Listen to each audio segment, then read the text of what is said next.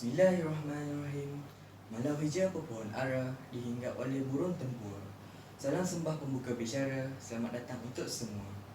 Pulut manis kegemaran saya dimakan dengan buahku ini. Isu jantung pilihan saya untuk pidato kali ini. Yang dihormati Tuan Penaju Majlis, Barisan Kerana Hakim yang arif lagi bijaksana, penjaga masa yang amanah, div kehormat dan hadirin hadirat yang kasih sekalian. Assalamualaikum dan salam sejahtera kepada semua tetamu yang hadir pada hari ini. Tujuan utama tampilnya saya di sini adalah untuk menyampaikan sebuah pidato yang bertajuk Jantung Sihat, Tonggak Penyertaan Semua. Hadirin yang dihormati, sebelum saya mengupas dengan lebih lanjut berkenaan isu kesihatan ini, izinkan saya untuk mengemukakan pendefinisian perkataan kesihatan dan jantung yang akan dibincang pada pagi yang indah ini. Berdasarkan Badan Kesihatan Sedunia atau lebih dikenali sebagai World Health Organization (WHO) telah mendefinisikan kesihatan sebagai satu tahap atau keadaan di mana seseorang individu itu mempunyai kesejahteraan yang sempurna dari segi fizikal, mental dan sosial, dan bukan semata-mata bebas dari penyakit atau tidak berdaya. Menurut takrifan yang diperoleh daripada Kamus Dewan edisi keempat, kesihatan merupakan keadaan atau perihal yang sihat, kesegaran serta kebaikan terhadap tubuh badan. Perkataan jantung pula membawa maksud organ berotot dan berongga yang berfungsi untuk mengepam darah ke seluruh badan. Menurut fungsi jantung yang telah saya kemukakan sebentar tadi, jelas menunjukkan bahawa jantung memainkan peranan yang signifikan melibatkan kelancaran sistem peredaran darah dalam tubuh badan manusia. Jantung atau istilah saintifiknya disebut kardium seharusnya menjalankan tugasnya mengepam darah melalui saluran darah itu arteri pulmonary dengan denyutan jantung yang sekata dan berulang-ulang. Pengukuran denyutan jantung pula yang dialami oleh seseorang boleh diuji melalui pengiraan kadar denyutan nadi sama ada pada tahap normal atau sebaliknya. Kadar denyutan yang nadi yang normal perlulah berada pada sekitar 60 hingga 100 denyutan dalam masa 1 minit. Situasi ini berbeza dengan atlet-atlet sukan atau mereka yang aktif bersukan dengan kadar kecergasan yang tinggi kerana kebiasaannya kadar denyutan nadi mereka berada pada tahap yang lebih rendah, iaitu boleh menjangkau sehingga 40 hingga 60 denyutan kadar nadi seminit. Ujian kadar denyutan nadi bertindak membantu seseorang untuk mengenal pasti kekuatan denyutan jantung, irama jantung dan pengesanan awal terhadap berlakunya simptom-simptom yang menjurus pada penyakit kardiovaskular yang dihadapi oleh individu tersebut. Namun, kadar denyutan nadi yang tidak normal akan menyebabkan pelbagai komplikasi kerana faktor itu menjelaskan bahawa jantung tidak dapat berfungsi dengan sebaiknya. Hasan anak saudagar kaya, tuan badan sudah lanjut usia. Tidak kira miskin atau kaya, penyakit jantung tak kenal usia. Saudara dan saudari sekalian, penyakit jantung merupakan salah satu penyakit yang menyerang manusia tanpa batasan usia. Tambahan pula, masyarakat masa kini mengamalkan pelbagai budaya negatif yang berupaya memberi impak buruk terhadap kesihatan jantung. Melalui bidang kajian kardiologi, terdapat pelbagai jenis penyakit jantung yang telah dikenal pasti. Sebagai contoh, endokarditis, perikarditis dan myokarditis adalah penyakit jantung yang berpunca daripada keradangan myokardium yang bertindak sebagai otot jantung. Biarpun begitu, menurut statistik yang dikeluarkan oleh Kementerian Kesihatan Malaysia ataupun lebih dikenali sebagai KKM, setakat awal tahun 2020, seramai 45,684 orang daripada 32.4 juta rakyat Malaysia menderita penyakit jantung yang kronik. Angka tersebut mencatatkan jumlah tertinggi berbanding bilangan penduduk yang mengidap penyakit jantung jenis lain, sehingga merekodkan peningkatan 100% bilangan kes kematian akibat penyakit berkenaan, iaitu mewakili 18,267 kes.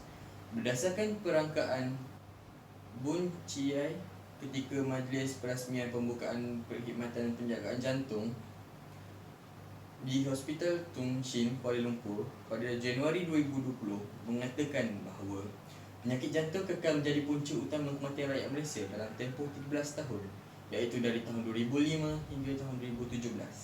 Tempoh dari tahun 2017 hingga tahun 2020 sememangnya tidak mencukupi untuk membasmi atau mengurangkan bilangan kes penyakit jantung dalam jumlah yang maksimum jika anggota masyarakat masih memandang enteng dan tiada kesegaan terhadap kesihatan jantung yang sentiasa perlu dipelihara. Terdapat pelbagai faktor yang boleh menjadi pencetus berlakunya penyakit jantung dalam kalangan masyarakat. Walau bagaimanapun, disebabkan kesetukan masa yang diperuntukkan untuk saya berbicara, hanya dua faktor sahaja yang boleh diberi penekanan. Dua faktor tersebut merupakan faktor yang paling jelas dan dapat dilihat telah diamalkan dan dipraktikkan oleh masyarakat di Malaysia, tidak mengira perbezaan usia, bangsa maupun agama. Punca yang pertama adalah melibatkan tabiat merokok yang melampau sehingga mendatangkan implikasi negatif terhadap diri sendiri, keluarga dan masyarakat sekeliling.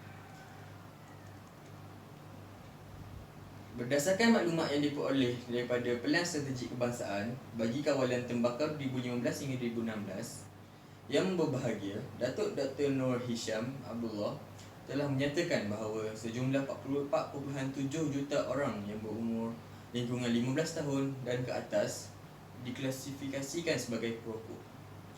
Hal ini amat membimbangkan kerana bilangan besar yang perokok tersebut secara tidak langsung akan mempengaruhi jumlah pesakit jantung yang berakar umbi daripada kegiatan merokok. Hal ini dikatakan demikian kerana kandungan bahan kimia yang terkandung dalam sebatang rokok mampu memusnahkan organ dalam tubuh badan manusia. Tar, benzena dan amonia serta aspan adalah antara bahan toksik yang dapat dikemukakan. Selain itu, nikotin juga merupakan bahan yang dalam rokok yang paling diketahui ramai dan kesannya ke atas individu yang merokok.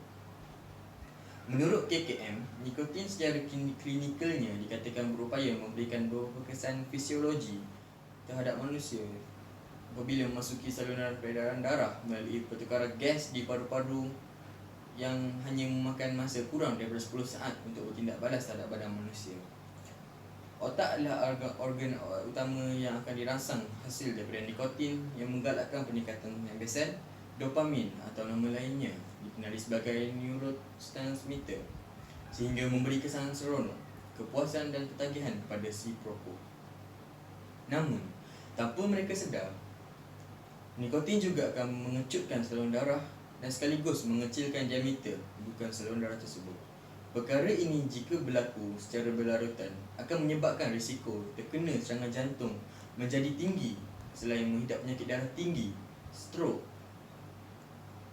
dan sebagainya. Sebagai langkah mengurangkan tabiat merokok, golongan perokok wajar memulakan pendekatan sifar rokok di rumah mereka. Alternatif ini membantu mengawal mereka mengurangkan kekerapan merokok selain dapat melindungi kesihatan keluarga yang berpotensi menjadi perokok pasif. Faktor kedua menyumbang pada pesakit jantung adalah kadar kolesterol yang tinggi dalam badan. Masalah ini menyebabkan sakit jantung koronari apabila pembuluh darah menjadi sempit ekoran daripada lemak dan kolesterol yang tersumbat di bahagian lumen dan akhirnya mengakibatkan aliran darah ke jantung terganggu. Pada tahap tertentu, otot jantung akan mengalami kekurangan oksigen sehingga berlakunya ischemia. Situasi yang lebih genting tercetus apabila penyumbatan pembuluh darah mencapai tahap 75%. Kerana ini akan menghentikan bekalan oksigen ke jantung dan menyebabkan serangan jantung atau kematian mengejut. Keadaan ini dipanggil osteoporosis yang secara tidak sedar menjadi pembunuh kepada rakyat Malaysia berbanding penyakit kanser. Oleh hal yang demikian, intervensi awal boleh dilakukan oleh masyarakat melalui saringan kolesterol supaya mereka sentiasa cakni akan paras kolesterol dalam badan mereka. Dapat dirumuskan bahawa penyakit jantung merupakan salah satu penyakit yang boleh mendatangkan bencana besar terhadap masyarakat yang terlibat. Oleh sebab itu, setiap individu perlu sentiasa peka dan siaga mengenai kesihatan mereka sendiri. Langkah yang proaktif dan ampuh perlu diamalkan bagi mengelakkan terkena penyakit jantung. Bak kata pepatah, berpatang maut sebelum ajal. Sekian sahaja pidato saya pada kali ini. Sekian, terima kasih. Siap. Duduk gitu apa? Kan lengah.